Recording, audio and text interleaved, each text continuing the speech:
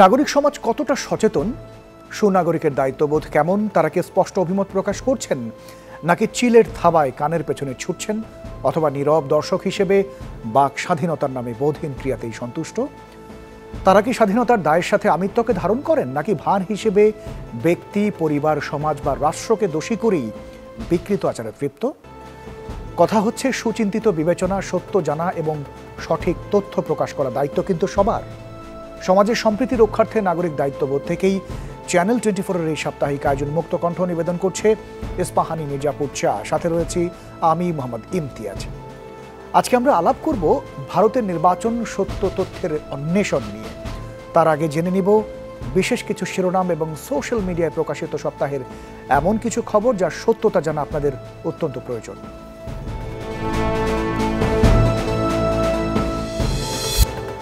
সম্প্রতি সামাজিক মাধ্যমে একটি ব্যাংকের নোটের ছবি শেয়ার করে দাবি করা হচ্ছে এটি বাংলাদেশের নতুন 100 টাকার নোট। আলোচিত ব্যাংক নোটটি 2022 সালের 26 জুন পদ্মা সেতু উদ্বোধনকে স্মরণীয় করে রাখতে বাংলাদেশ ব্যাংক কর্তৃক ইস্যুকৃত একটি স্মারক নোট, যা দিয়ে বাজারে কোনো লেনদেন করা সম্ভব নয়। শেয়ারকৃত পোস্টগুলোর দাবি বিভ্রান্তিকর।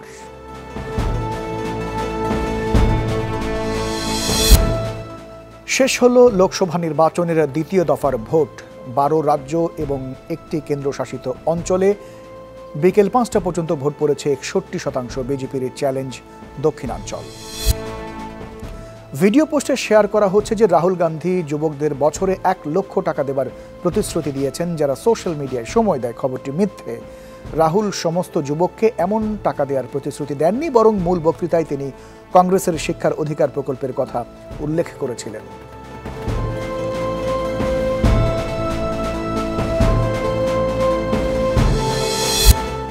সোশ্যাল মিডিয়ায় ভাইরাল করা হচ্ছে যে বিজেপি নেতা অমিত শাহ বলেছেন তাদের দল 4% মুসলিম বরাদ্দ সরিয়ে ফেলবে এবং এটি অনগ্রসর শ্রেণীর মধ্যে বিতরণ করবে। বক্তব্যটি পুরনো। 2023 সালের নভেম্বরে বিধানসভা নির্বাচনের সময় তেলেঙ্গানায় প্রচারের সময় অমিত শাহ এই বিষয়ে কথা বলেছিলেন।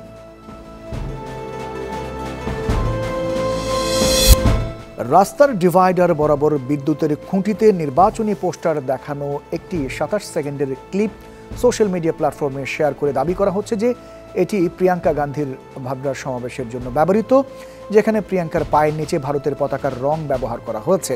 ভিডিওটি পুরনো। এটি বেঙ্গালুরুতে প্রিয়াঙ্কা গান্ধীর সাম্প্রতিক সমাবেশের সাথে সম্পর্কিত নয়।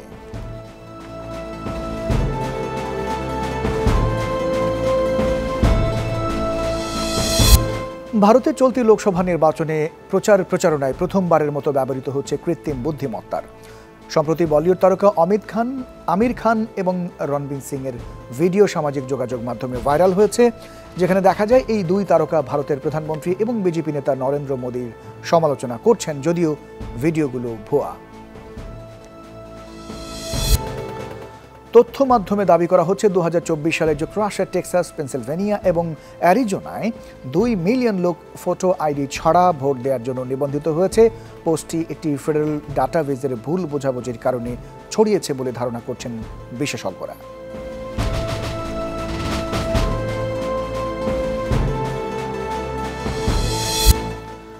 সামাজিক যোগাযোগ মাধ্যমে ভিডিও পোস্ট করে দাবি করা হচ্ছে ইসরায়েলে পারমাণবিক অস্ত্র ব্যবহারের ঘোষণা দিয়েছে ইরান। খবরটি গুজব। বরং ইরানের পরমাণু কর্মসূচিতে হামলা করলে ইসরায়েলের পারমাণবিক স্থাপনায় হামলার ঘোষণা দিয়েছে ইরান।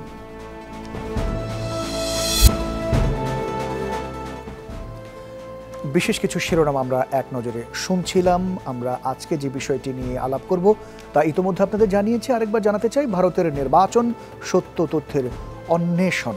আজকে আলাপ করবার জন্য সম্মানিত অতিথি হিসেবে দুজন অতিথি অনলাইনে যুক্ত রয়েছেন। আলোচনার শুরুতেই তাদের সাথে আপনাদের পরিচয় করে দিতে চাই। আমাদের সাথে রয়েছেন আন্তর্জাতিক সম্পর্ক বিশেষজ্ঞ অধ্যাপক ডক্টর অয়নজিৎ সেন এবং লেখক ও সংবাদ বিশ্লেষক ডক্টর এমানুল হক। আপনাদের দুজনকে অনেক ধন্যবাদ আমাদেরকে সময় দেওয়ার জন্য।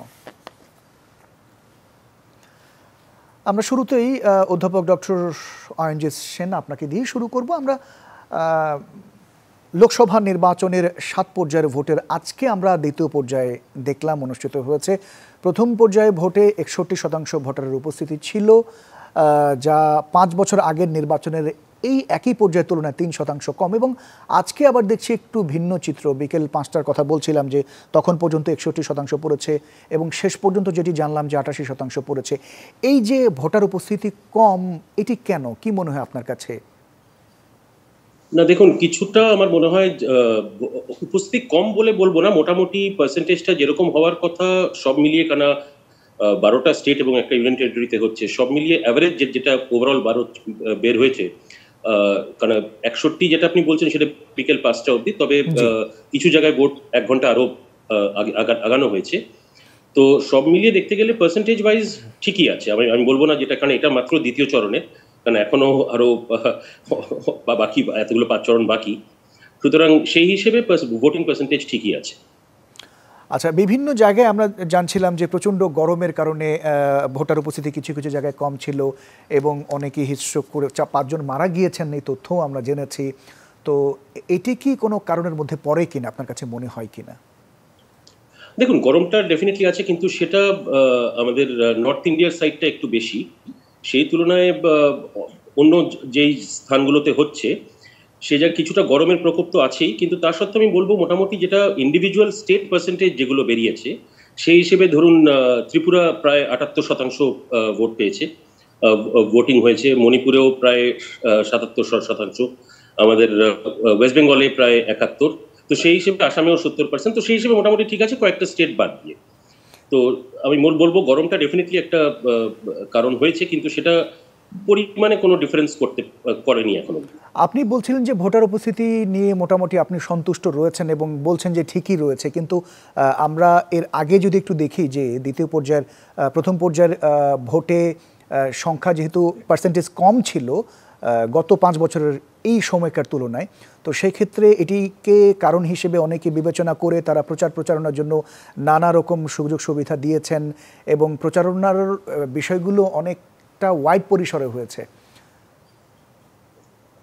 না, আমি বলবো দেখুন, প্রচারের পার্ট থেকে যদি আমি জিনিসটা বলি, সেই হিসেবে মানে যেই সময় ইলেকশনটা হচ্ছে ভারতবর্ষে, সেটা মানে এপ্রিল মাসে হোক, মে মাসে, জুন মাসে, যেরকম যেই সময় হয়, এখন গরমের প্রকোপের পার্টটা ডেফিনেটলি আছে, নো ডাউট অন দ্যাট, কিন্তু তার সত্ত্বেও আমি বলবো যে পার্সেন্টেজ যেটা আপনি বলছেন সেই পার্সেন্টেজ হিসেবে ওভারঅল দেখতে গেলে আমাদের এখনো এতগুলো চরণ বাকি।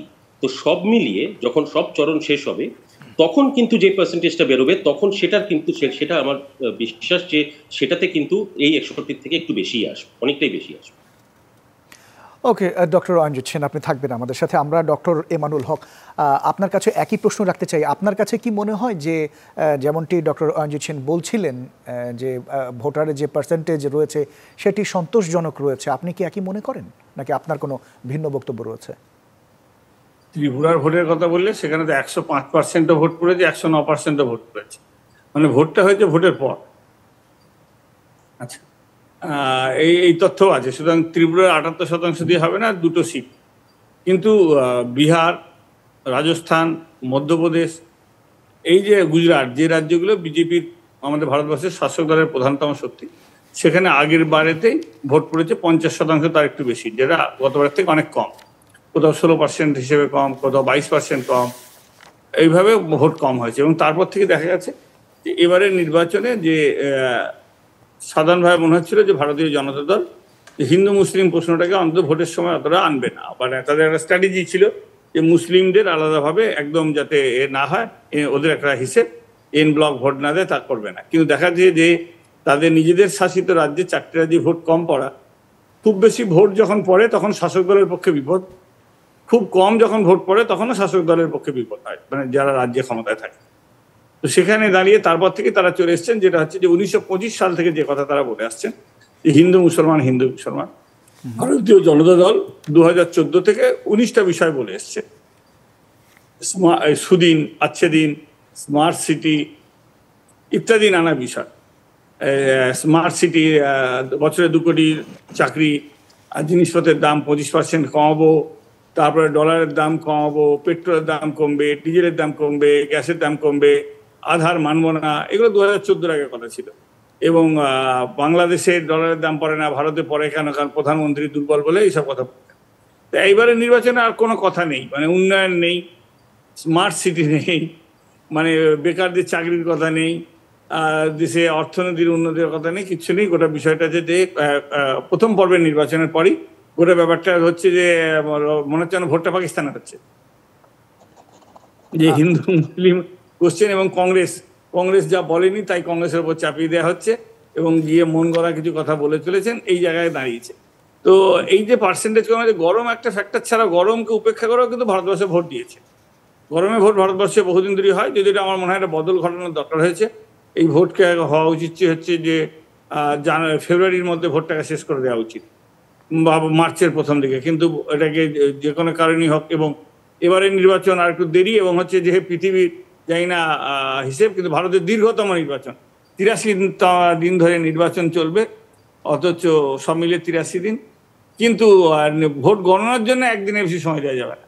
উচিত ছিল যে ভিভিপ্যাট গণনা করা, যে প্রতিটা ভোটকে গণনা করা এবং ব্যালটকে ফিরিয়ে আনা। ইভিএমকে নিয়ে যেহেতু নানা সংশয় নানাজনদের মধ্যে আছে, এই সংশয় এমন নয় যে হচ্ছে যে এখন দিচ্ছেন।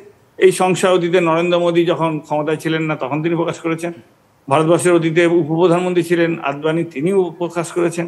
তো সুতরাং, এবং পৃথিবীর কোনো উন্নত গণতন্ত্রের দেশ তারা ইভিএমে ভোট করে না। তো সুতরাং এটা একটা বিষয়। আর গরমটা বড় বিষয় না, গরমটা হচ্ছে যে মানুষের বাজার গরম, জিনিসের দাম সাংঘাতিক বেশি। আচ্ছা, সাংঘাতিক বেশি, মানে অকল্পনীয় দাম বেশি। একটা কোনো সবজি নেই 50 টাকার নিচে, খালি আলু 30 টাকা, তাও সেটা 20 টাকা ছিল, বেড়েছে গেছে 10 টাকা। তো পেট্রোল ডিজেলের তো কথাই নেই, কোনো চাকরি নেই, রেলে নেই, ব্যাংকে নেই, সেনাবাহিনীতে নেই, এবং ছাঁটাই হচ্ছে দিনের পর দিন। এবং ব্যাংকে বলা হয়েছিল কম্পিউটার এলে কাজ কমবে, বরং কাজের ঘন্টা বেড়ে গেছে। যারা কর্মচারী তারা নাবিশ্বাস, তাদের বহু ঘন্টা ধরে কাজ করতে হচ্ছে। রেলের কর্মচারীকেও বহুক্ষণ ধরে কাজ করতে হচ্ছে, বলেছিল যে অটোমেশন হলে কাজের ঘন্টা কমবে, কারণ কর্মী সংখ্যা নিয়োগ হচ্ছেই না। সুতরাং এইগুলো নির্বাচনে ফ্যাক্টর হচ্ছে। তাহলে যারা ভারতীয় জনতা দলের সমর্থক তারা তার অন্য দলকে গিয়ে ভোট দিতে পারবেন না, তারা অনেকে ভোট দিতে যাচ্ছেন না। যেটা অন্য রাজ্যগুলো খবর যে তারা অন্য কাউকে দিতে পারবেন না, তারা ভোট দিতে যাচ্ছেন না।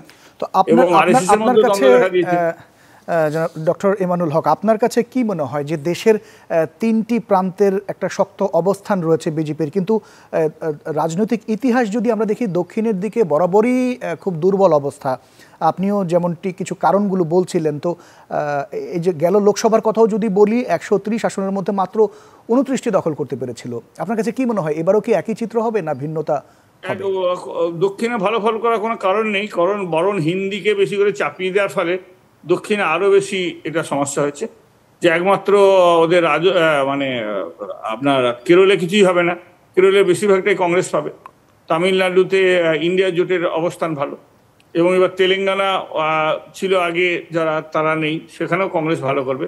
দক্ষিণ ভারতে বিজেপির ভালো করার কোনো অবস্থা নেই।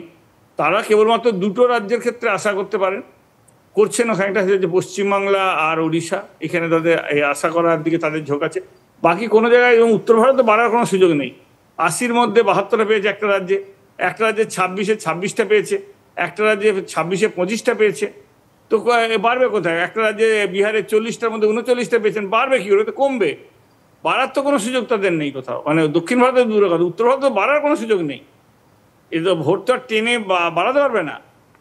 আচ্ছা, আমরা ডক্টর সেনের কাছেই একই প্রশ্ন রাখতে চাই। ডক্টর সেন, আপনিও কি একই রকম মনে করেন?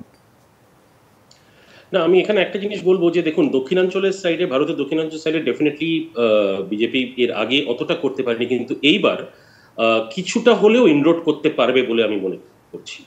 এবং সেটা কেরালা দিয়েই হতে পারে। হয়তো এখন অনেকে মনে করবে যে দক্ষিণাঞ্চলে হয়তো আবার অনেক কম ভোট পাবে, সেটা নয়। কারণ দক্ষিণাঞ্চলের পার্টটা কিন্তু একটা জিনিস মাথায় রাখবেন, যে যেই ধরনের ভোটাররা দক্ষিণাঞ্চলে, মানে যেই ধরনের মানুষ থাকে এবং যেভাবে বিজেপি সেখানে কাজ করতে পেরেছে, সেটা সেই হিসেবে দিয়ে যদি আমি দেখি, তাহলে এটার পূর্বাভাস বলে দিতে পারি যে আমি এই মুহূর্তে, যে দক্ষিণাঞ্চলে কিন্তু যেরকম লাস্ট ইলেকশনে বিজেপি করেছিল তার থেকে কিন্তু বেটার ফল আসবে এবার, এটা নিশ্চিত। এবং আরেকটা জিনিসও বলবো আমি এখানে, যে যতই এখানে যেই যারা অপোজিশনে আছেন তারা যতই হিন্দু মুসলিম পার্টটা আনুক সামনে, কিন্তু at the end of the day, দিনের শেষে এটা কিন্তু একটি ইলেকশন, এবং ইলেকশন কিন্তু আমরা কখনো রিলিজিয়াস লাইনে করি। কিন্তু রাজনৈতিক, ডক্টর সেন, রাজনৈতিক বিশ্লেষক যারা রয়েছেন তারাও তো এই হিন্দুত্ববাদী নীতির কথাগুলোই বলছেন। তারা বলছেন যে এই হিন্দুত্ববাদী নীতির কারণেই ব্যাকফুটে রয়েছে বিজেপি। না, হিন্দুত্ববাদী নীতি, আমি এই জন্য জিনিসটা বলবো, হিন্দুত্ববাদী নীতি যেটা বলা হচ্ছে বিজেপির এগেনস্টে, এটা অ্যাকচুয়ালি একটা ক্যাম্পেনের সূত্রে বলা হচ্ছে। এটা মানে জেনে বুঝে জিনিসটাকে বলা হচ্ছে, যাতে লোকে এরকম মনে করে, পাবলিক এই জিনিসটা মনে করে যে আচ্ছা এরা বেসিক্যালি হিন্দুত্ববাদী নিয়েই চলছে। এটা কিন্তু সত্যি নয়। কারণ এই জিনিসটা আমি এই জন্য বলবো, কারণ আজকে যেরকম ধরনের প্রোগ্রেস ভারত করেছে বিগত 10 বছরে, এবং যেটা আগে করবে এই বিজেপির আন্ডারে, আমি এইটুকু বলতে পারি যে এটা কিন্তু সর্বসম্মতভাবে সব সব রিলিজিয়নকে নিয়ে এগিয়ে চলা, ভারতবর্ষকে নিয়ে এগিয়ে চলা। এটা কোনো একটি সম্প্রদায়কে নিয়ে এগিয়ে চলা না। যখন দেশকে এগিয়ে নিয়ে যেতে হয়, সেই দেশের সমগ্র দেশবাসী সেটাতে সমানভাবে সক্রিয় থাকেন। আচ্ছা, আজকে যেসব নেতা তাদের আসন ধরে রাখার জন্য লড়াই করেছিলেন, তাদের মধ্যে উল্লেখযোগ্য হলেন বিরোধী দলের নেতা রাহুল গান্ধী, পার্লামেন্টের স্পিকার ও বিজেপি নেতা ওম বিড়লা, এবং বহু বছর পর এই ওয়েনাডে একটা ত্রিমুখী লড়াই আমরা খেয়াল করলাম। তো আপনার কাছে কি মনে হয় এই ত্রিমুখী লড়াইয়ে কারা বিজয়ী হবেন? দেখুন, ওয়ানাডের পার্টটা হচ্ছে, লোকে নর্মালি ওয়ানাডে যায় ট্যুরিজমের ক্ষেত্রে, মানে tourism is a good tourist spot. কিন্তু এই টুরিস্ট স্পটটা কিন্তু এবার একটা মজার ব্যাপার হচ্ছে, এই টুরিস্ট স্পটটা কিন্তু এবার ঘুরে কংগ্রেসের দিক থেকে এটা কিন্তু ঘুরে যেতে পারে, কেননা লেফটের ক্যান্ডিডেট আছে এবং এটাতে যথেষ্ট পরিমাণে কিন্তু কংগ্রেসের ভোট কাটবে। যার জন্য মানে আশ্চর্য হওয়ার মতো বিষয় হতে পারে যে হয়তো দেখলেন ওখানে খেলাটা পুরোই পাল্টে গেল। খেলা হচ্ছে পশ্চিমবঙ্গ থেকে শুরু হলো, তো কিন্তু খেলাটা শেষ কিন্তু বিজেপি করবে ভারতে। এবং সেটার জন্য কিন্তু এটুকু বলে রাখলাম যে যেই স্টেটগুলো, বিশেষ করে দক্ষিণাঞ্চলে যেগুলো স্টেট আছে, সেই স্টেটগুলোর থেকে কিন্তু পরিমাণ, মানে যেই পরিমাণে সিট আসবে, কারণ এখন বলা হচ্ছে একেবারেই কিছু পাবে না, তবে কিছুদিনের অপেক্ষা, জুন মাসেই রেজাল্ট এসে যাবে। আপনারাও দেখবেন, আমরাও আছি সাথে, দেখবেন দক্ষিণাঞ্চলে কিন্তু অনেকটা ইনরোড বিজেপি করে ফেলেছে এবং করবেই এটাতে। আচ্ছা, আরেকটি বিষয়, এবারের নির্বাচনই আমরা প্রথম খেয়াল করলাম যে কৃত্রিম বুদ্ধিমত্তা অর্থাৎ এআই প্রযুক্তি ব্যবহার করে ভারতের আসন্ন এই যে নির্বাচনে একটা প্রভাব খাটানোর চেষ্টা করা হচ্ছে, এবং তথ্যে যেটি বলা হচ্ছে যে শুধু ভারত নয়, এই পরিকল্পনা রয়েছে দক্ষিণ কোরিয়া, পাশাপাশি যুক্তরাষ্ট্রের নির্বাচনও এই এআই ব্যবহার করা হতে পারে। তো এ বিষয়ে আপনার কোনো মন্তব্য রয়েছে কিনা? দেখুন, এই বিষয়টি নিয়ে একটি দেশ অলরেডি কাজ করার চেষ্টা করেছিল, যে এআই এর, আর্টিফিশিয়াল ইন্টেলিজেন্সের কন্টেন্ট দিয়ে ভারত এবং দক্ষিণ কোরিয়ার ইলেকশনটিকে যথাযথভাবে চেষ্টা করা হয়েছিল যে কিছু করে হলেও তার মধ্যে কিছু ব্যাঘাত ঘটানোর, কিন্তু তারা অসফল হয়েছে। এবং ভারতে তো অসফল হয়েই গেছে, দক্ষিণ কোরিয়াতেও অসফল হয়ে যাবে। কারণ সেই দেশ যতই চেষ্টা করুক, এআই দিয়ে এত সুন্দর করে কাজটা ওরা করতে পারবে না। কারণ ভারতের আইটি কিন্তু যথেষ্ট স্ট্রং এবং বিশ্বের 1 নম্বরে। সেই দিক থেকে দেখতে গেলে যতই আর্টিফিশিয়াল ইন্টেলিজেন্স চেষ্টা করুক, উল্টে খাবে, যেটাকে আমরা প্রিয়র বাংলায় বলি। সুতরাং এটা ভারত খালি নয়, দক্ষিণ কোরিয়াতেও পারবেন। আচ্ছা, অনেক ধন্যবাদ, আপনি থাকবেন আমাদের সাথে। আমরা ডক্টর হকের কাছে একটু যেতে চাই। ডক্টর হক, এই বিষয়টি আপনার কাছেও জানতে চাই, আপনার কোনো মন্তব্য রয়েছে কিনা? ভারতবর্ষের ভীম অ্যাপ চালু করেন, ভীম অ্যাপ চালু করার 1 মিনিটের মধ্যে প্রধানমন্ত্রী চালু করেন, 1 মিনিটের মধ্যে সেটা হ্যাক হয়। হ্যাক করে তার দেখিয়ে দেন যে এথিক্যাল হ্যাকার, দেখিয়ে দেন যে ত্রুটিগুলো কোথায়। আধারের 13 কোটি হয়েছে, এবং আধারের যিনি প্রধান কর্তা, তারটাও এখন নেটে খুঁজে পাওয়া যায়, সব কিছুই তার পাওয়া যায়, সমস্ত পাসপোর্ট কোড নাম্বার থেকে শুরু করে সব ডিটেলস পাওয়া যায়। হ্যাকিং হয় না, এটা হচ্ছে একটা বাজে কথা, 1 নম্বর কথা। এই যে ধরুন, আপনি সাধারণ ফোন বন্ধ করে আপনার কোনো বিষয় নিয়ে আলোচনা করলে সেই পণ্যের বিজ্ঞাপনটা ফেসবুকে আসে, নেট চালিয়ে নেয়, ফোনেও নেয়, এমনি নিজে। অনেক সময় দেখা যাচ্ছে মনে মনে কি ভাবছি, তারও বিজ্ঞাপন আসতে শুরু করেছে ফেসবুকে, এখনই আসতে শুরু করেছে। আর একটা কথা, কিছুদিন আগে কেরালার কথাই মাত্র হচ্ছিল, কেরালার কাসারগড়ে যে যে এই ভোটের প্রথম দফায় দেখা গেছে যে ভোটের ক্ষেত্রে যে গোনা হচ্ছে, যখন 50টা তো ভোট দিয়ে দেখা হয়, তখন দেখা যাচ্ছে যখন ভিভিপ্যাট দিয়ে বেরোচ্ছে, তাতে হচ্ছে যে বিজেপির বেরিয়ে এসছে বেশি। একটি রাজ্যের মুখ্যমন্ত্রী, ভারতবর্ষের খুব বড় রাজ্যের মুখ্যমন্ত্রী বলেছিলেন, এভরি ভোট মোদি, মানে ইভিএম এ যাকেই টেপা হোক তাকে ওখানেই ভোট বেরোবে। ইভিএম এর কোনো ক্ষেত্রে তথ্য দেওয়া হয়নি, কারা তৈরি করেছে, কাদের কাছে গেছে। আগের বাড়ি 3 লক্ষ ইভিএম এর, মনোরঞ্জন রায় আমাদের দেশের তথ্য অধিকার একটা আইন আছে, সেই আইনে তিনি আবেদন করে জানতে চেয়েছিলেন 3 লক্ষ ইভিএম এর কোনো হিসেব নেই, তারা কোথায় গেছে। এবং সব্যসাচী দাস বলে অশোকা বিশ্ববিদ্যালয়ের একজন অধ্যাপক, তার চাকরি খেড়ে নেওয়া হয়েছে। তিনি দেখিয়েছিলেন যে নির্বাচনে জালিয়াতি করা হয়েছে 2019-এ, এবং গতবারে 337টা কেন্দ্রের এখনো পর্যন্ত ভিভিপ্যাটের গণনার রেজাল্ট আমরা পাই। আরেকটা নির্বাচন হয়ে গেল, সেই ভিভিপ্যাটগুলোর যে ম্যাচিং, সে ভোট ম্যাচিং হয়নি। ভোট ম্যাচিং গতবারের নির্বাচনে হয়নি, আরেকটা নির্বাচন আসছে।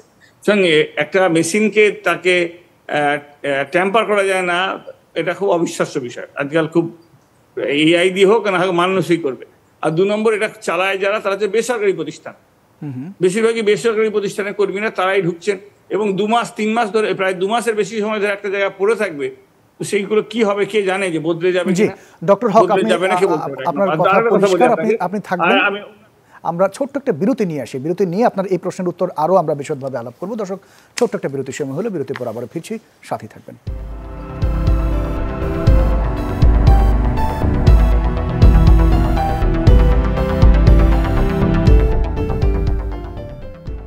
বিরতির পর আরও একবার স্বাগত ইস্পাহানি মির্জাপুর চা নিবেদিত মুক্ত কণ্ঠের সাথে রয়েছে আমি মোহাম্মদ ইমতিয়াজ। অনলাইনে 2জন সম্মানিত অতিথি যুক্ত রয়েছেন, আন্তর্জাতিক সম্পর্ক বিশেষজ্ঞ অধ্যাপক ডক্টর অয়নজিৎ সেন এবং লেখক ও সংবাদ বিশ্লেষক ডক্টর এমানুল হক। আরও একবার স্বাগত আপনাদেরকে।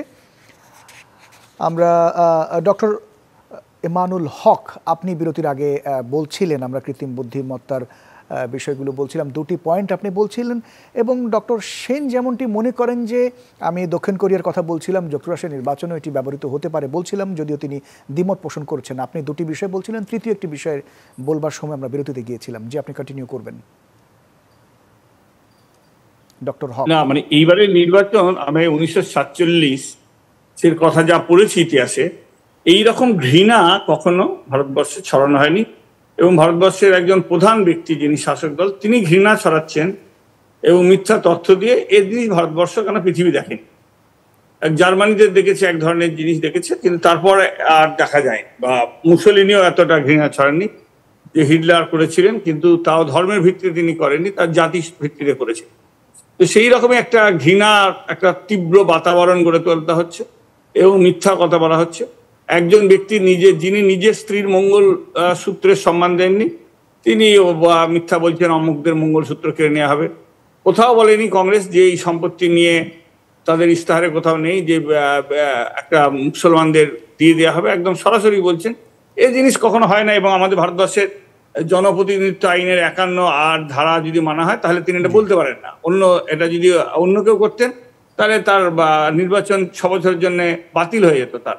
এর আগে বাল সাহেব ঠাকরের ক্ষেত্রে তাই করা হয়েছে, কিন্তু এখানে আমি জানি না কি আদৌ হবে কিনা। তো এইরকম ঘটনা, ঘৃণা ছড়ানো একটা নির্বাচনে, এবং একটা যে কোনো দেশের লক্ষ্য থাকে যে সে দেশের সংখ্যালঘুদের রক্ষা করাটা সে দেশের দায়িত্ব থাকে সরকারের। যে যারা ভাষিকভাবে সংখ্যালঘু, যারা ধর্মীয়ভাবে সংখ্যালঘু, যারা জাতিগতভাবে সংখ্যালঘু বা অন্যান্য কারণে যারা সংখ্যালঘু থাকেন, শারীরিক ইত্যাদি কারণে, তাদের প্রতি একটা বিশেষ দৃষ্টি দেওয়ার কথা। তার জায়গায় তাদের তীব্র আক্রমণের মুখে ফেলানো হচ্ছে। এতদিন বলা হচ্ছিল যে মুসলিম জনসংখ্যা বেশি, কিন্তু এবারে সেটা বলা হচ্ছে না, কারণ জনগণনাই করা হচ্ছে না, কারণ মুসলিমদের জনসংখ্যা কমে যাচ্ছে। বরং যেটা চাইছেন কংগ্রেস বা ইন্ডিয়া জোট, যে জাত গণনা করতে হবে, সেই জাত গণনা তারা করতে চাইছেন না। সেই ভয়তে ভারতবর্ষের জনগণনা আজকে পিছিয়ে আছে। আজকে 14 বছর হয়ে গেল, কিন্তু আজ জনগণনার কোনো উদ্যোগ নেই। এটা আগে হয়নি। আর যেটা একটা নির্বাচনের প্রধান বিষয় হচ্ছে দেশের উন্নয়ন কি হবে, দেশের আর্থিক মানোন্নয়নটা কি হবে। 45 বছরের মধ্যে রেকর্ড বেকার, এত বেকার রেকর্ড। আমরা সমস্ত ক্ষেত্রে ক্ষুধা সূচকে আমরা পৃথিবীতে পিছিয়ে পড়ছি, আমাদের উন্নয়ন সূচকে পিছিয়ে পড়ছি, সুখী ইন্ডেক্সে আমরা পিছিয়ে পড়ছি, এবং আমাদের দেশের প্রায় অর্ধেকের বেশি লোক না খেয়ে ঘুমোতে যাচ্ছে। তো সেখানে কি হবে। এবং শিল্পোন্নত রাজ্য যেগুলোকে বলা হতো, যে সেখানে তামিলনাড়ু, সেখানে দেখাচ্ছে যে ভারতবর্ষের সব থেকে বেশি তারা কাজ চাইছেন মনরেগা, মানে 100 দিনের কাজে, সেখানে সব থেকে বেশি নাম লেখানোর একটা রিপোর্ট সামনে এসেছে। গুজরাটের মধ্যে আমরা দেখতে পাচ্ছি যে সেখান থেকে সব থেকে বেশি যে রাজ্য থেকে লোক পালিয়েছে, সে রাজ্যের নাম মানে অন্য দেশে, সেটা হচ্ছে গুজরাট। এবং গুজরাটের বেশিরভাগ টাকাটাই 32 জন পালিয়েছে, প্রায় 32 জনই প্রায় একটা রাজ্যের, যে যারা 1000 কোটি টাকার বেশি খেলাপ করে আমার দেশ থেকে পালিয়ে গেছেন। জি। তো এবং কেরল আর পাঞ্জাব, যে দুটো রাজ্যকেই প্রায় গালাগাল দেওয়া হয়।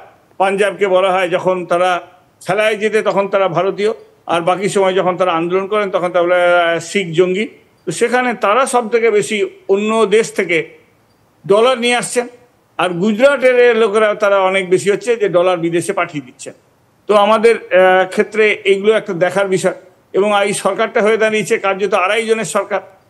এবং আজকে আপনি চানাচুর, চাল, ডাল, তেল যাই কিনবেন সবই দেখছে যে একচেটিয়া আদানি কোম্পানির চলছে এবং আদানি জীবিত কোনো ব্যবস্থা নেই। আপনি চাল কিনতে গেলে, সিঙ্গারা কিনলে, আমি একটা শেষ করে এটা বলি, আমি একটা সিঙ্গারা কিনতে গেলে আমাকে জিএসটি দিতে হয় 5%, সিঙ্গারা কিনতে গেলে 5% জিডি। কিন্তু একটার পর একটা বিমানবন্দর মানে তৈরি করেছে সরকার হাজার হাজার কোটি টাকা দিয়ে, 50 কোটিতে বিক্রি করে দিচ্ছে মাত্র আদানিকে, কিন্তু সেখানে কোনো জিএসটি নেওয়া হচ্ছে না। আশ্চর্যের ব্যাপার। সোনায় জিএসটি 3%, হিরেই জিএসটি 3%, কিন্তু শিক্ষার ক্ষেত্রে আপনি বই ছাপবেন 18%, কাগজ কিনবেন 18% জিএসটি। এবং এই যে মোবাইল, ওষুধ জাল, এই যে নির্বাচনী বন্ডের মাধ্যমে আজকে যে ওষুধ খাচ্ছি সেটা ভেজাল, ওষুধের দাম 2-3 গুণ বেড়ে গেছে, খাদ্য দ্রব্যের দাম 2 থেকে 3 গুণ বেড়ে গেছে, মানুষের সংসার চালানো দুর্দায় হয়ে দাঁড়িয়েছে। সেইগুলো নিয়ে নির্বাচনের সুরাহা নিয়ে কোনো কথা নেই। শুধু হিন্দু মুসলমান 100 বছর 1905-এ শুরু করেছিল মুসলিম লীগ, আর 1925-এ শুরু করেছে আরএসএস। ওই হিন্দু মুসলমান চলছে, একটা ফাটা রেকর্ড বাজানো হচ্ছে। একটা দেশ, পৃথিবীর সব থেকে বড় গণতান্ত্রিক দেশ, সেই দেশের নির্বাচন দেখলে আমাদের মাঝে মাঝে কেমন লাগে, এটা কি হচ্ছে কি, যে এই দেশটা তো একটা যথেষ্ট উন্নতি করছিল মনমোহন সিং আমলে, তার জায়গায় আজকে পিছন দিকে ফেলে দেওয়া হচ্ছে, একবারে পিছিয়ে ফেলা হচ্ছে। তো সেক্ষেত্রে আপনার কাছে কি মনে হয়, এই যে মিথ্যা আশ্বাস বলি বা মিথ্যা প্রতিশ্রুতি বলি, এটি কি রাজনৈতিক শিষ্টাচার বহির্ভূত কিনা, বা জি বলবেন? আমি জ্যোতিষী নই, কিন্তু যদি ইভিএম যদি অন্য কিছু না করে, এই নির্বাচনে প্রধান শাসক দলের বিরুদ্ধে যাবে, এই নির্বাচন প্রধান শাসক দলের বিরুদ্ধে যাবে। কারণ হচ্ছে যে, কারণ এই কদিন আগেই একটা ভারতবর্ষের মানুষের প্রতি আস্থা আছে, আমাদের আস্থা থাকার কথাই, কারণ ভারতবর্ষের মানুষ বারবার প্রমাণ করেছেন তারা যে এত চেষ্টা করেও কখনো 39% বেশি ভোট পাননি। আর একটা জিনিস হচ্ছে এই যে পাননি, এবং কদিন আগে একটা হিন্দু পত্রিকা একটা সমীক্ষা করেছে, তাতে দেখা যাচ্ছে ভারতবর্ষের 77% মানুষ মনে করছেন এই দেশটা হিন্দু মুসলমানের মিলিত দেশ। এবং ভোটের ক্ষেত্রে বলেছে দ্রব্যমূল্য বৃদ্ধি, বেকারত্ব প্রভাব ফেলবে, এটাই বেশিরভাগ মানুষ বলেছেন। আর রাম মন্দির, সেটার ক্ষেত্রে মাত্র বলেছে 8% মানুষ বলেছেন যে রাম মন্দির প্রভাব পড়বে, বাকিরা বলেননি। সুতরাং ভারতবর্ষের মানুষ কিন্তু ভোট দেবেন তাদের পেটের দিকে তাকিয়ে, ভারতবর্ষের মানুষ ভোট দিচ্ছেন তার ভবিষ্যতের দিকে তাকিয়ে। ভারতবর্ষের মানুষ কখনো হিন্দু মুসলিম এই বিভাজনকে কিছু মানুষ মানলেও বেশিরভাগ মানুষ মানবেন না। ডক্টর হক, তাহলে কি আপনার কাছে এই যে আমি এআই প্রযুক্তি বা কৃত্রিম বুদ্ধিমত্তা প্রসঙ্গে বলছিলাম, এই যে এআই প্রযুক্তি ব্যবহার করে কিছু নির্বাচনী মিথ্যাচার প্রচার করা হচ্ছে, আপনার কাছে কি মনে হয় এটি কি যারা নরেন্দ্র মোদীকে পছন্দ করেন না তারা কি এমনটি করছেন? না, এই তো মিথ্যা কথা হচ্ছে, মুশকিল হচ্ছে এইটাই যে মানুষকে অন্ধ বানানোর চেষ্টা চলছে, একেবারেই আবেগ। এবং আরেকটা কথা, অনেকে বলছেন যে হিন্দু ধর্ম, আমি মনে করি না যে এটা হিন্দু ধর্মের নামে ওরা ভালো কিছু করছেন। হিন্দু ধর্মের কলঙ্ক, কারণ হিন্দু একটা উদার ধর্ম, হিন্দু ধর্মের একটা বহুত্ববাদী ধর্ম আছে, এটা কোনো আব্রাহামিক ধর্ম নয় যে মুসলমান বা খ্রিস্টানদের মতো একটা ঈশ্বর। হিন্দু ধর্মের অন্তত বলা হয় 33 কোটি দেবতা, না হোক অন্তত 1 কোটি দেবতা আছে। তাদের বিচিত্র খাদ্যাভ্যাস, কেউ আমিষ খান, কেউ নিরামিষ খান, কেউ পেঁয়াজ রসুন একদম ছিঁড়বেন না। আবার রাজস্থানে পেঁয়াজ রসুন হচ্ছে যে নিরামিষ খাবার, তো কারণ ওখানে ঠান্ডা গরমের দেশ, পেঁয়াজ না হলে ওদের উপায় নেই বলে। তো আবার বাংলায় পেঁয়াজ আমিষ। আবার আমাদের মা কালীকে পাঁঠার মাংস দেওয়া হয়, মা তারাকে পোড়া শোল মাছ দেওয়া হয়। কোথাও কোথাও দেখা যায় যে ভগবান কৃষ্ণকেও হচ্ছে যে আমি দেখলাম সেদিন যে মাংসের দেওয়া হচ্ছে। আবার কেউ আমাদের অষ্টমীতে নিরামিষ খাবেন, আবার কেউ অষ্টমীতে মাংস ছাড়া খাবেন না। এই রামকৃষ্ণ মিশনও তাই হয়। তো সুতরাং এই যে দেশের যে বহুত্ববাদী একটা ধর্মকে, সেটাকে এক খাদ্যাভ্যাস যে নিরামিষ খেতে হবে, যেন মোগলরা নিরামিষ খেতে, আরে মুনি ঋষিরা আমিষ খেতে। বেদের যদি মানা হয় তো বেদে অজস্র আমিষ খাওয়ার প্রসঙ্গ আছে, এমনকি গো মাংস ভক্ষণের কথা আছে। তো এরা হচ্ছে অবাস্তব সব মিথ্যা। আর একটা হোয়াটসঅ্যাপ ইউনিভার্সিটি চলছে, হোয়াটসঅ্যাপ ইউনিভার্সিটিতে যেন শিক্ষিত হচ্ছে। তো মুশকিল হচ্ছে, আমাদের দেশের একজন বিচারপতি ছিলেন মার্কেন্ডীয় কার্য, তিনি বলেছিলেন যে এরা অধিকাংশ স্কুল ড্রপ আউট, গুন্ডা মস্তান, তারা এখন বড় পদে গিয়ে বসেছে। তার ফলে যারা হচ্ছেন, যা মনে করছেন যা লোককে বলবো তাই বুঝবেন, তো হতে পারে না। কারণ মিথ্যার কারবার বেশি দিন চলে না। পৃথিবীর হিটলারদের ইতিহাস বেশি দিনের না, মুসলিনের ইতিহাসও বেশি দিন টেকে না। কিছুদিন ধরে লোককে বোকা বানানো যায়, কিন্তু চিরকালের জন্য বোকা বানানো যায়। আমার দেশ তো রামকৃষ্ণের দেশ, তিনি বলেছেন যত মত তত পথ। আমার দেশ তো বিবেকানন্দ, অনেক ধন্যবাদ ডক্টর হক, আমার আমরা দেশ বুঝতে পেরেছি তিনি মুসলমান এর হুকুকে দেখেছে যে জাত কিভাবে যায়। এই দেশটাকে এত সহজে বদলে ফেলে যাবেন। আপনার কাছে আমরা আবারও আসবো। ডক্টর সেন, আপনি নিশ্চয়ই শুনছিলেন ডক্টর হকের বক্তব্যগুলো। তিনি দ্রব্যমূল্যের ঊর্ধ্বগতির কথাগুলো বলছিলেন, সাধারণ মানুষের দৈনন্দিন জীবনের কষ্টের কথাগুলো বলছিলেন, এবং রাজনৈতিক জায়গাগুলোতে যারা আসন গেড়ে বসে আছেন তাদের বিষয়ে বিভিন্ন বিষয়গুলো তিনি আলাপ করছিলেন। আপনি এই বিষয়টি যদি কিছু অ্যাড করতে চান, এরপরে আমরা আরেকটি বিষয় আপনার কাছে জানতে চাইব। দেখুন, প্রথমত দ্রব্যমূল্যের হারের থেকে আরম্ভ করে যেটাকে আমরা আমাদের ভারতে গরিবী রেখা বলি, সেই দিক থেকে যদি দেখি, আমি একটাই কথা বলবো যে মোদী সরকার আসার পরে কিন্তু যতই লোক এই হোয়াটসঅ্যাপ ইউনিভার্সিটি, যেটা উনি বললেন, হোয়াটসঅ্যাপ ইউনিভার্সিটিটা কথাটা ঠিক, কিন্তু হোয়াটসঅ্যাপ ইউনিভার্সিটি যারা চালাচ্ছেন তারা কিন্তু সব বিরোধী দলের লোকেরাই চালাচ্ছেন। বিজেপির বিরোধী দলের লোকেরাই হোয়াটসঅ্যাপ ইউনিভার্সিটি চালাচ্ছেন, এবং চালিয়ে যত সম্ভব, যতটা পারা যায় বর্তমান ভারত সরকারের বিরুদ্ধে যেভাবে মানে একটা ছবি বার করা যায়, যেই ছবিটা নিজে ভারতীয় হয়ে যদি আমি আমার দেশকে ভালো না বাসি, এর থেকে আর খারাপ কিছু নেই, নাম্বার 1। 2 নম্বর, ভারতে আমি এটা বলবো না কখনো, কারণ আমি সেরকম যদি করতে হয় তাহলে আমাকে কংগ্রেস সরকারের সময়ের কথাও আমি বলবো। সেই যদি ইভিএম নিয়ে কথা হচ্ছিল বা যে কোনো, আমি হিন্দু মুসলিম নিয়ে কথা বলছি না এখানে, আমি purely from economic point of view যদি আমি বলি, অর্থনৈতিক দিক থেকেও যদি বলি, ডেফিনেটলি মনমোহন সিং নিজের কাজ করেছেন, সেটা আমি না করবো না। কিন্তু এরপরে এখন যেভাবে ভারত একটা গ্লোবাল স্টেজে উঠে এসেছে, এটা কিন্তু নরেন্দ্র মোদী সরকারের দ্বারাই সম্ভব হয়েছে। এবং এটা আমি এইটুকু বলে দিতে পারি, নরেন্দ্র মোদী সরকার আবার ফিরবে এই ইলেকশনে, এটা গ্যারান্টি। এবং এর পরের 5 বছরে আপনারা দেখবেন ভারত কিভাবে আরো অগ্রসর হবে। এবং একটা জিনিস আমি জাস্ট ইতিহাসের একটা ছোট্ট পার্ট বলবো, হিটলার, মুসোলিনি, বা আমি হিটলারের কথাই ধরুন বললাম, বাট এখানে ভারতবর্ষে কিন্তু ডিক্টেটরশিপ চলে না। ভারতবর্ষে at the end of the day আমরা ডেমোক্রেসিটাই মানি, এবং সর্বধর্ম নিয়েই কিন্তু বিজেপি এগিয়ে চলেছে এবং ভারতকে আরো এগিয়ে নিয়ে যাবে।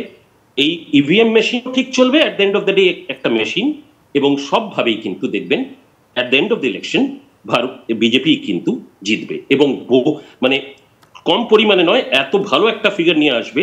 তখন কিন্তু বিরোধীদের আমি সেই ছবিটা দেখতে চাই, তাদের মুখের ছবিটা, তখন চোখটা নিচে থাকবে না ওপর করে বসতে পারবে, কারণ এটা কিন্তু ডেফিনেটলি এই জিনিসটা সামনে আসবে। এটা কারোর বিরুদ্ধে নয়, কিন্তু এটা যেভাবে এখন বর্তমানে ভারতীয় পরিস্থিতি চলছে, বিশেষ করে পলিটিক্যাল দিক থেকে, আমি এটা বলবো যে বিজেপি সরকার আসতে চলেছে একদম ডেফিনেট 100%, এবং শুধু আসতে চলেছে নয়, ভারতকে আরো 5 বছরে আরো অনেকটা এগিয়ে নিয়ে যাওয়ার জন্য আসতে চলেছে। কিন্তু ডক্টর হক তো বলছিলেন ভিন্ন কথা, যে ভারতকে এর আগে যেই টার্মে কাজ করা হয়েছে এখন অনেকাংশে পিছিয়ে দেওয়া হয়েছে, তিনি তেমনটি বলছিলেন। না, আমি পিছিয়ে দেওয়ার কথা এই জন্য আমি বলবো না, কারণ উল্টো অগ্রসর হয়েছে। কেননা আমি এটাই জন্য বলবো, বিকজ আমি যদি এখন বিভিন্ন দিক থেকে দেখি, আমি পলিটিক্যাল দিকটা 2 মিনিটের জন্য ছেড়ে দিলাম, পলিটিক্সটাকে বাদ দিলাম, আমি যদি বাকি দিক থেকে দেখি, আজকে ভারতীয় হিসেবে আমি মাথা তুলে দাঁড়াতে শিখেছি। কোথায় ছিল সেই ভারতীয়তাটা? আগে তো দেখিনি। কেননা এই যে ডিভিশনটা কিন্তু আগে চলতো 2014-র আগে, 2014-র পরে কিন্তু সেই ডিভিশনটা হয়নি।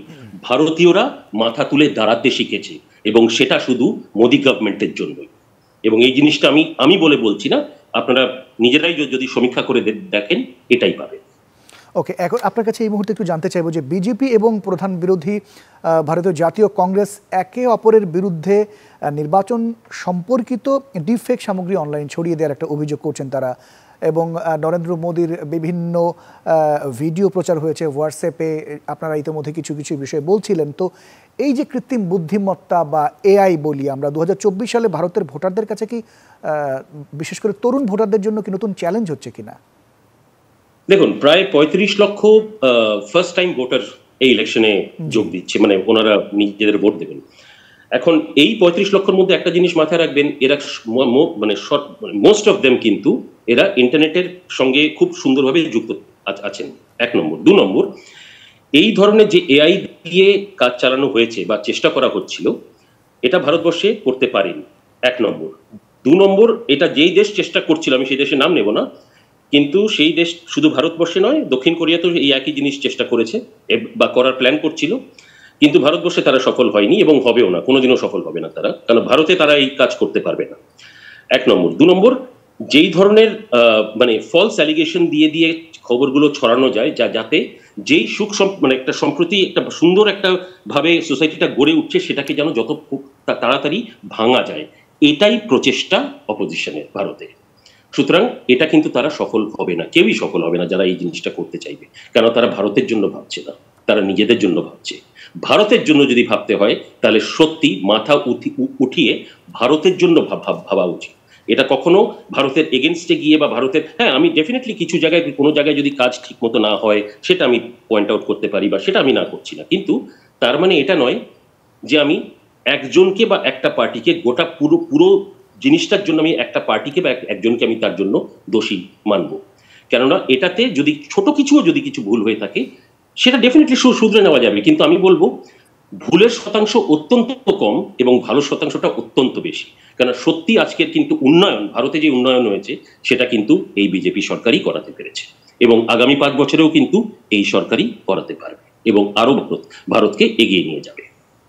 কিন্তু এই যে এআই প্রযুক্তি, সেক্ষেত্রে তো একটা প্রভাব পড়ছে। যদি আমরা দেখি যে 2016 সালে যিনি অভিনেতা থেকে তিনি রাজনীতিবিদ হিসেবে নাম লিখিয়েছেন, জয়ললিতা, তিনি 2016 সালে গত হয়েছেন। তো তাকে দিয়ে একটি ইতোমধ্যে একটা ভিডিও ভয়েস ক্লিপ তৈরি হয়েছে, সেখানে তিনি বর্তমান সরকারের এগেনস্টে কথা বলছেন। তো এতে করে কি রাষ্ট্র ব্যবস্থা এবং গণতন্ত্রের জন্য হুমকি তৈরি হচ্ছে না? দেখুন, এটা ডেফিনেটলি যেই কাজগুলো, আমি আবার বলছি সেই জন্য যে এটা ডেফিনেটলি কিছু যারা ইন্টারেস্টেড ইন্ডিভিজুয়াল তারাই কিন্তু এই জিনিসটা করছে, এবং এটা জেনে বুঝে করা হচ্ছে যাতে at the end of the day আমরা ডেমোক্রেসিটাকে হিট করতে পারি। এটাই তাদের মনোভাবনা, এটাই তাদের মনোচেতনাটা, এইভাবেই গড়ে উঠছে, কিন্তু এরা সফল হবে না। ভারতকে এইভাবে নিচে করা যাবে না, কেননা যতই এভাবে চেষ্টা করুক, সেটা আমি কোনো একজন পলিটিশিয়ানের কথা বলবো না, যে কোনো পলিটিশিয়ান, এরা জেনে বুঝে এই কাজটা করার চেষ্টা করছে এবং করছে, যে যাতে ভারতকে কিছু করে হলেও ভুল, মানে কোনো একজন নেতার বিরুদ্ধে আমি কিছু একটা উল্টো বলে দিলাম, আরেকজনের সম্বন্ধে কিছু উল্টো বলে দিলাম, এটা এইভাবে যাতে মানুষ এটার সঙ্গে একটা বিচলিত ভাব, কি হলো, ইনি কেন এমন বললেন, এই ধরনের একটা ভাব আসার জন্য এই কাজটা করানো হচ্ছে। কিন্তু একটা কথা বলে দিলাম, at the end of the day এগুলো কিন্তু একটাও খাটবে না। জিত কিন্তু সেই ডেমোক্রেসিরই হবে, জিত কিন্তু সেই বিজেপিরই হবে। জি, অনেক ধন্যবাদ ডক্টর। আমি না বলে পারছি না। ডক্টর জি ইমানুল হক, আপনি বলতে চাইছেন? দেশকে ভালোবাসা মানে দেশের সম্পত্তিকে ভালোবাসা। দেশের একটার পর একটা সরকারি সম্পত্তি বিক্রি করে দেওয়া হচ্ছে। ভারতবর্ষ হচ্ছে পৃথিবীর মনে হয় একমাত্র দেশ যার কোনো নিজস্ব বিমান সংস্থা নেই, সেটা বেচে দেওয়া হয়েছে। বিমান সংস্থা নেই, যেটা ছিল ভারতীয় সরকারের, সেটা টাটার কাছে বেচে দেওয়া হয়েছে, আদানি আম্বানির কাছে বেচে দেওয়া হচ্ছে ভারতবর্ষকে। আমাদের নিরাপত্তার যে জায়গাগুলো, সেগুলো বেচে দেওয়া হচ্ছে, এবং আমাদের একমাত্র বাংলাদেশ ছাড়া কোনো প্রতিবেশী দেশের সাথে সুসম্পর্ক নেই। বলছেন আমাদের ব্যবস্থা উন্নত হয়েছে ভারতবর্ষী মাত্রা হিসেবে। আজকে ভুটান যে ছোট দেশ, সেখানে এখন একজন ভারতীয় বেড়াতে গেলে তাকে 1500 টাকা করে দিনে গুনতে হবে, মানে এমন অবস্থা দাঁড়িয়েছে। নেপাল বিহারের মধ্যে ঢুকে 2 জনকে গুলি করে মেরে গেছে। লাদাখ চীনের দখলে, গালোয়ান চীনের দখলে। সংসদের মধ্যে লাদাখের যিনি এমপি ছিলেন, বিজেপির এমপি, তিনি বলেছেন বলে তাকে এবার প্রার্থী করা হয়নি। আজকে যাকে আমরা জানি ওই যে তারে জমিন পরের র্যাঞ্চো, সোনম ওয়াংচুক, সে আজকে -42 ডিগ্রি সেন্টিগ্রেডে দাঁড়িয়ে অনশন করছেন। কেন? লাদাখের পাহাড়গুলো তুলে দেওয়া হচ্ছে আদানিদের হাতে এবং চীনের কাছে বিক্রি করে দেওয়া হচ্ছে। এবং আজকে ভারতবর্ষের বেশিরভাগ পণ্য, আজকে একটা যদি দীপাবলিতে মোমবাতি জ্বালাতে যাই, সেটাও চীনা। এমনকি বয়কট চায়না লেখা যে পোস্টার, সেটাও চীন ছেপে দিচ্ছে। সীমান্ত পাহারা কারা দেয়?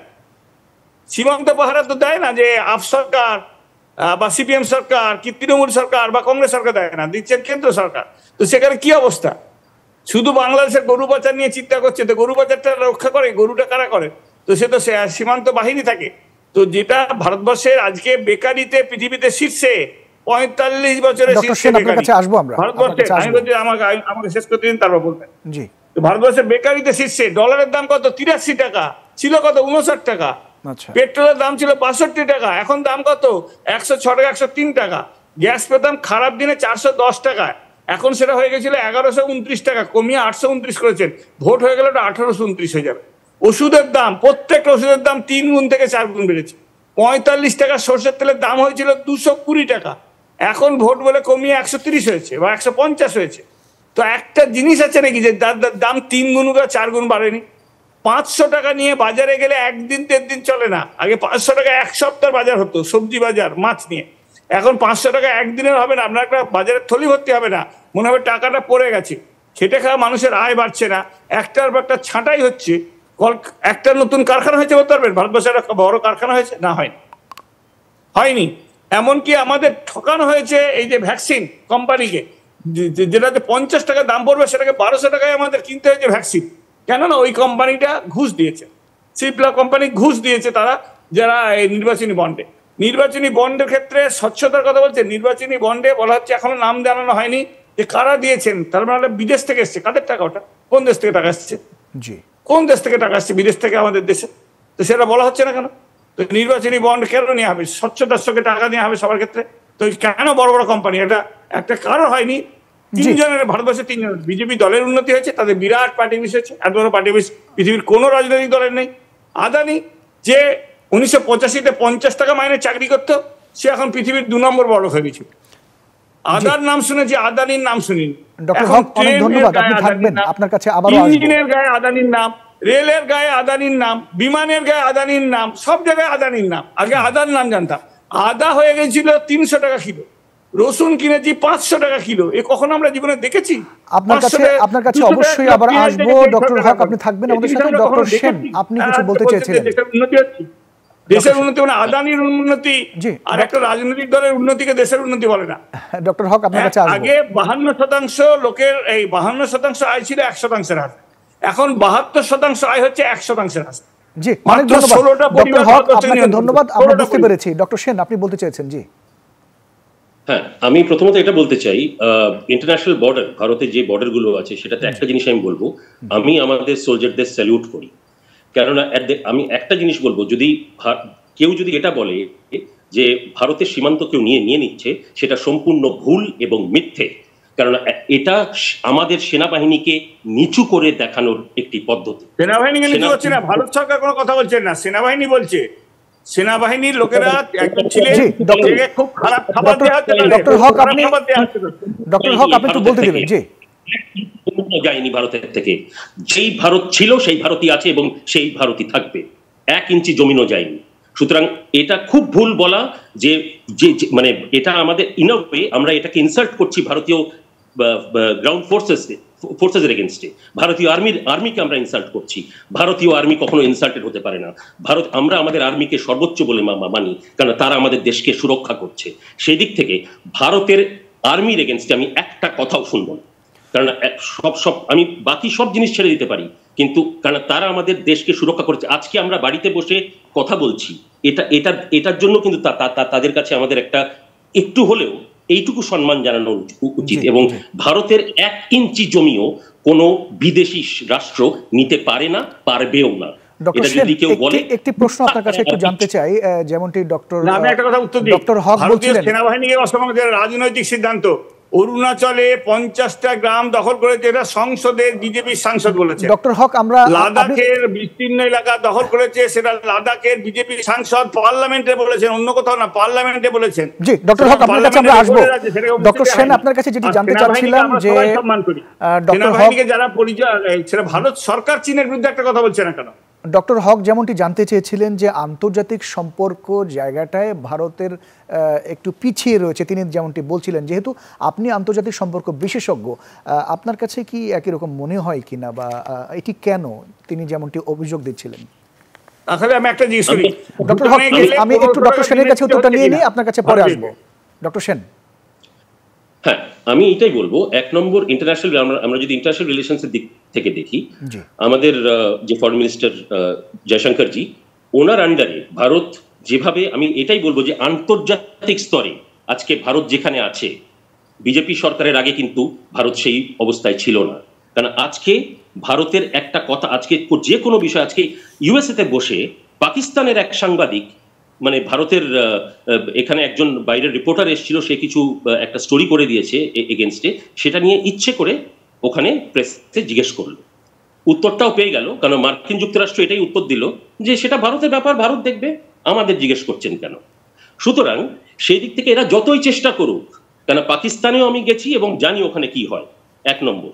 2 নম্বর, অরুণাচল প্রদেশ আমি নিজে বর্ডার গেছি মাস 2 আগে, এবং এইটুকু আমি বলতে পারি, কারণ আমি নিজের পায়ে গেছি সেই জন্য আমি বলছি, এবং এইটুকু আমি বলতে পারি যে কোনোভাবেও 1 ইঞ্চি জমিনও কিন্তু ভারতের থেকে যায়নি, কোনোভাবেও, আর যাবেও না, কারণ ভারতের আর্মিকে আমরা সর্বোপরি মানি।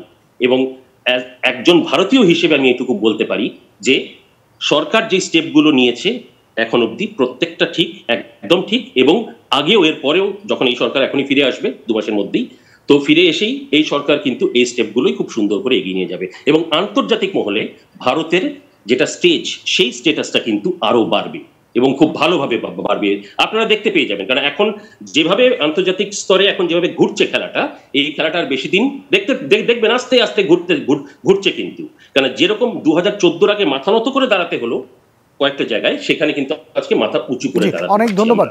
এবং সেটার জন্য ভারতের আমি ফরেন মিনিস্ট্রি যেভাবে কাজ করেছে সেটাকে আমি সম্পূর্ণরূপে তাদের ডক্টর হক, ছোট্ট করে আপনি 30 সেকেন্ডে যদি কিছু বলতে। Guardian, new York Times, Washington post কালকেই কি লিখেছে ভারত সম্পর্কে পড়েন, গতকাল, বেশি দিন লাগবে না। আর এই যে বললাম, আমি তো বলবো না, পার্লামেন্টের রেকর্ড দেখে নিন যে অরুণাচল প্রদেশের সাংসদ কি বলছেন সেখানে, যে 50টা গ্রাম তৈরি করে ফেলেছে, গালওয়ানের কথা তো বললাম। তো সুতরাং হচ্ছে যে আমাদের এই সরকার যে ভারতের সীমান্তকে রক্ষা করতে ব্যর্থ, আমাদের দেশের অর্থনীতিকে রক্ষা করতে ব্যর্থ, আমাদের স্কুল কলেজগুলোকে তুলে দেওয়ার চেষ্টা হচ্ছে জাতীয় শিক্ষানীতির নাম করে, আমাদের বাজারকে চীনের কাছে ছেড়ে দেওয়া হয়েছে, আমাদের বেশিরভাগ পণ্য এখন চীনা পণ্য, মানে যে কোনো একটা খেলনা থেকে শুরু করে সব চীনা পণ্য। এবং আমাদের অনেক ধন্যবাদ ডক্টর এমানুল হক, অধ্যাপক ডক্টর অয়নজিৎ সেন, আপনাদের দুজনকে অনেক ধন্যবাদ। আপনারা ভালো থাকবেন। দর্শক, এই ছিল আমাদের আজকের আয়োজনে। আগামী সপ্তাহে নতুন কোনো বিষয় নিয়ে, নতুন অতিথি নিয়ে আবারও হাজির হব। সেই পর্যন্ত সবাই ভীষণ ভালো থাকবেন।